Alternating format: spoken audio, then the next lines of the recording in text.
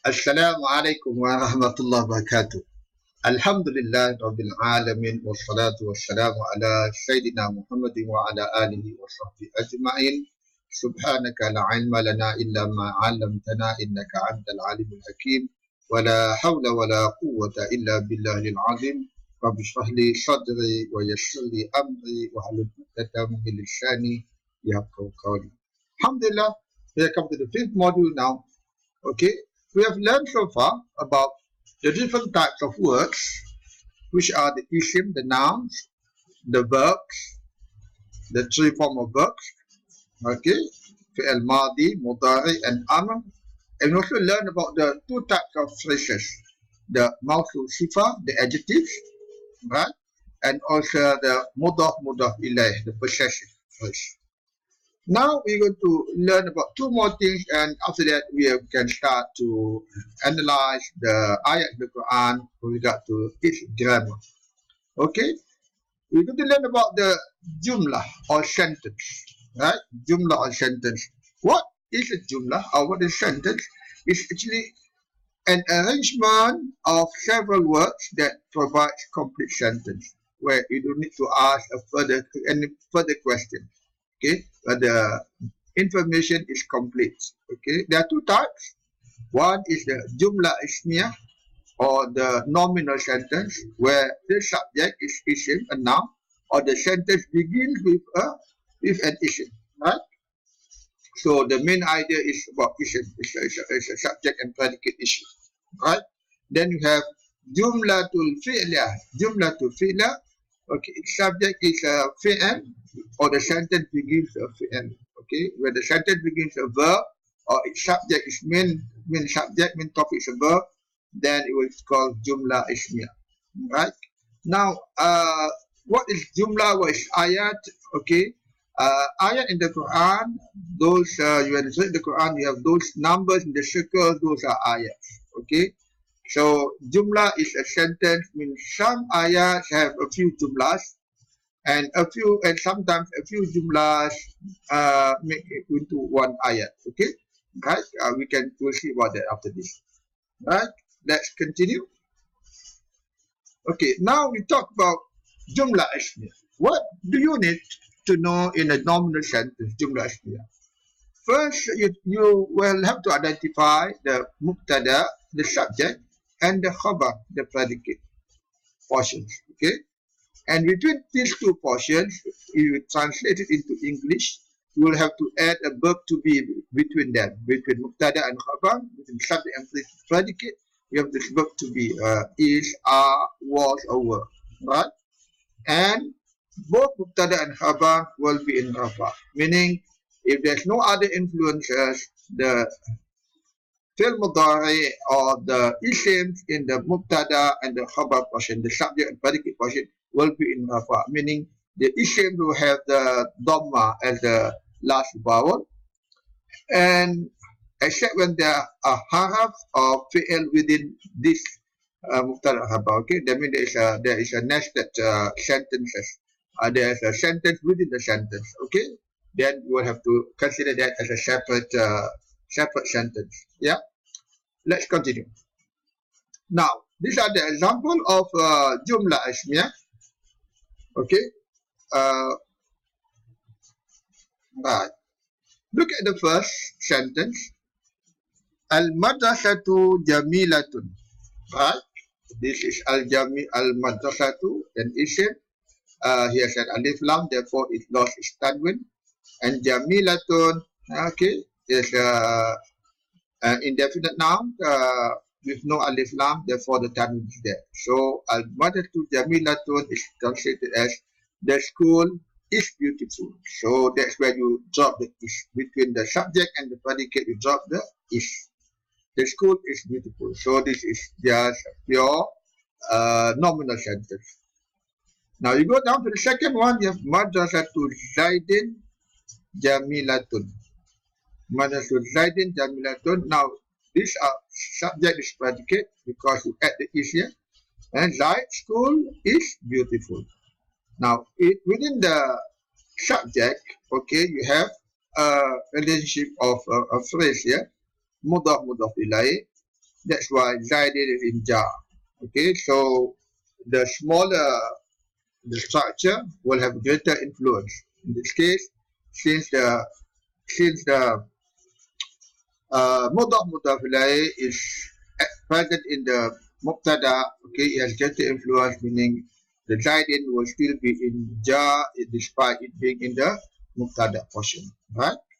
Okay, and the third one you can see madrasatu Zaidin jamilatun wa kabiratun. You say Zaid school is beautiful and big, right? Okay, and the last sentence, last example, wal fitnatu ashaddu min al qatli.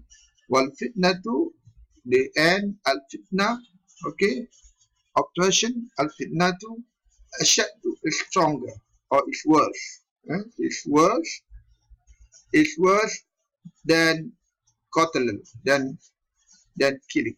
So despite this al qatl is an isim is in the predicate portion, but the haraf mean influence its last vowel. So still is under ja because of the mean. It means is smaller than the predicate portion. Okay, so you get me? Alright. Let's continue. Now we're going to look into Jumla fi'la, the verbal sentence. Okay, and what you need to know in a verbal sentence. The verbal sentence would have three portions, at least two, but most you will have three. First, you have the fi'l. You need to identify what the fi'l. The fi'l could be either the madi, mudari, or the amr, right? And we talk about change your vowels and last vowels. Okay, you need to focus on mudari, fi'l mudari, yeah. Then you have the fa'il, the subject, the doer. So every verb must have a doer. A doer must exist for a verb. So every fi'il there must be a fa'il, we also call the subject. And the last one is maf'ulun bih, is the object, the victim of the verb. Okay, the target of the verb and its conditions. I mean, there's some conditions. What are the, whether it's done in a certain place or what, whether it's done in the adverbs rather, the adverbs. Yeah, the adverbs.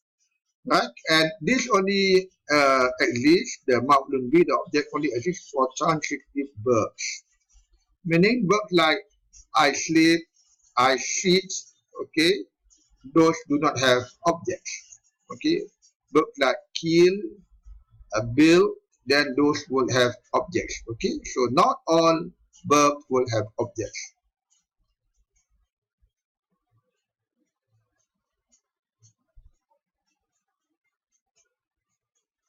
Okay, look at this example, jumla fi'la. The first one, you have daraba zaidun amran. Okay, daraba zaidun amran. We will look here, there are three words there. One is a fi'l madi. The other one is isim in the state of rafa, zaidun. And amran is also an isim in the state of nasab with the fatataini, this one with the dhammataini, right? Okay, in Arabic, the sanction structure of a verbal sentence is the verb comes first. Okay, that is normal. The verb comes first, and the subject and the object will come later. Okay, and in the first case, the subject will come before the object. So we translate Zaid hits Amran. Okay, Daraba is a fi'l madi that refers to first singular male, third person singular male, right? And Zaidun that comes after it is instead of Rafa. So any isim that comes after the fi'l that is also instead of Rafa will be the subject, mean the doer of the verb. And Amran being in nasab would be the object, the victim. So that's why you translate Zaid hit Amran. Okay. So in this situation whereby, okay, you have the object, the fa'il, and subject, rather the fa'il that appears after the verb, then this verb will not be translated. The huwa inside here, the domi inside, the huwa, the he inside will not be translated. So this verb is considered empty. So just translate as Zaid hit Amran. For example, you have Zaidun daraba Amran. Zaidun daraba Amran. Still you have daraba, but the subject Zaidun comes before the fi'l, and the Amran, the object, comes after the verb. So in this case, you should translate Zaid, comma, daraba Amran, he hit Amran, because the subject does not appear after the verb, so the verb is translated with a pronoun, with a domain inside there, with a he in this case. Okay, and there's situation whereby you can have as long as the isim that is after the verb is in state of nasab, it will be the object. And sometimes you have Zaidun right at the back here. Okay, but it's still state of rafa. It will still be translated as the subject. Right? So every fi'l must have a domain in it, or is followed by an isim. Okay, every fi'l must have a domain, as I said just now, and followed by isim in rafa, then for form which is a subject. Okay, that's what I said just now. Every fi'l must have a domain unless it's followed by a isim in the state of rafa, then there will be the fa'il. Then you will not translate the pronoun inside the verb. Right. Okay. Now we'll look at this, how isim changes in the states of rafa, nasab, and jar.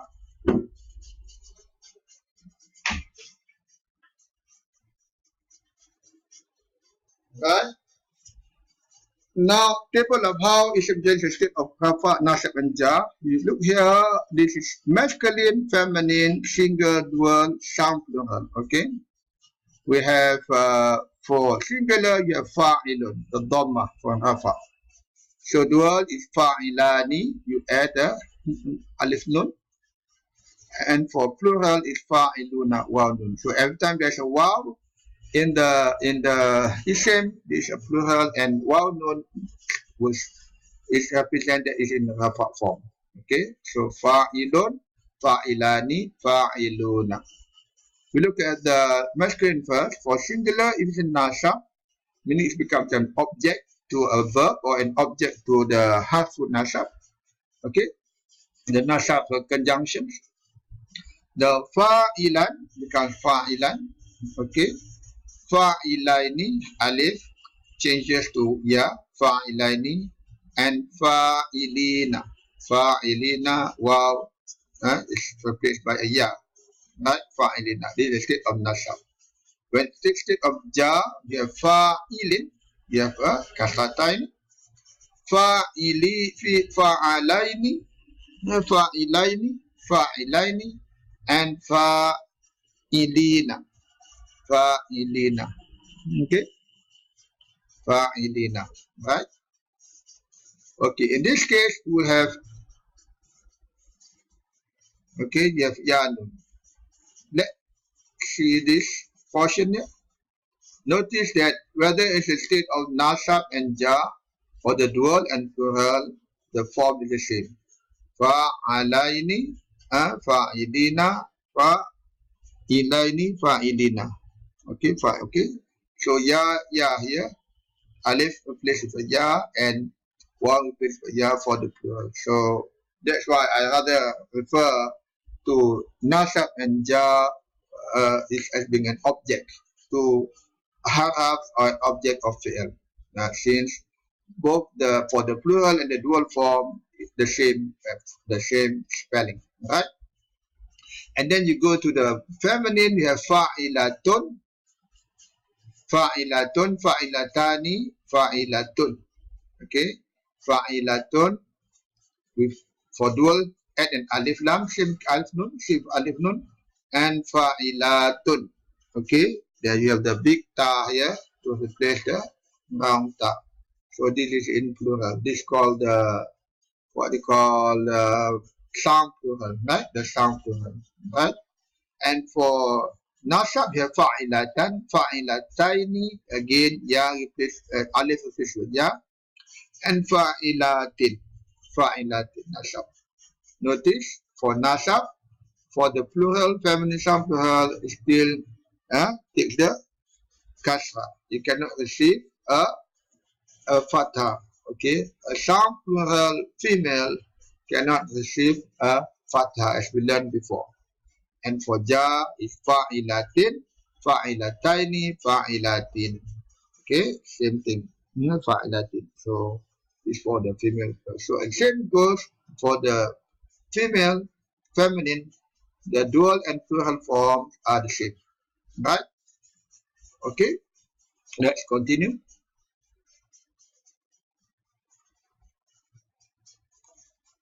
Now this is fi'l mudari table. Fi'l mudari table will show you for the masculine because that's most of it will appear in the Quran. And the feminine you can actually learn as time goes by, as you will be able to recognize them. Once you know what is the masculine, you should be able to identify the feminine, right? Okay. Now, table of how fi'l mudari changes instead of rafa, nasab, and jazam. Notice that for isim you have rafa, nasab, and ja. But for fi'l mudari, you have only rafa, nasab, and jazm. And look here, for masculine, you have single yaf'alu. Right? For rafa, you have yaf'alu, the dhamma here. And then you have yaf'alani for dual, and yaf'aluna. Notice that it's somewhat similar to isim. That's why fi'l mudari, the term used is actually the one which resembles. It resembles the isim. Only that you don't have a tanwin. Okay, for film you never have a tanwin. You have only yaf'alu, yaf'alani, yaf'aluna for rafa, and always the first letter is always hamza, nun, ya, or ta. Right? Then for dual you have yaf'ala only alif, drop of the nun, and yaf'alu, drop of the nun appears with alif. For jazam, you have yaf'al. And you change the harakat to sukun. Yaf'al, yaf'ala, yaf'alu. Same goes for the isim, even for the fi'l mudari, for the dual and plural, same form with the nasab or jazam. That's the drop the nun. And that's why for fi'l mudari, the nun here is known as the nun of rafa. For fi'l mudari, we have a nun at the end, or dhamma for the singular in this case, okay, for all cases, they are called rafa, and the rest will be other nasab or jazam. And one thing to note, for plural feminine, it could mabni, it doesn't change, like taf'alna, yaf'alna, it doesn't change. Okay?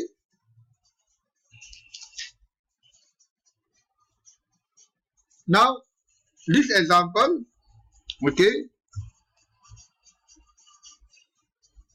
the state of nasab for lan. Lan means never ever going to happen. You have yaf'alu, you add a lan, it becomes a lan yaf'ala. Yaf'alani, you plus add a lan, you get lan yaf'ala, the nun drop. Right? And yaf'aluna plus a lan, you have lan yaf'alu, the nun drop and replace an alif for plural. And taf'alu, you have lan taf'ala, and taf'alani, plus a lan, you have lan taf'ala. And yaf'alna, lan still remain the same, lam yaf'alna, because that is mabni. So that are the different forms of the states of grammar for isim and fi'l mudari. Okay, because you only worry about fi'l mudari, because fi'l madi and fi'l amr are mabni. So inshallah, this is what we can practice this later on. You can refer to the website to download the practice videos for this module, and inshallah you get more familiar with it. So alhamdulillah, Wabillahi taufiq wa hidayah. Wassalamualaikum warahmatullahi wabarakatuh.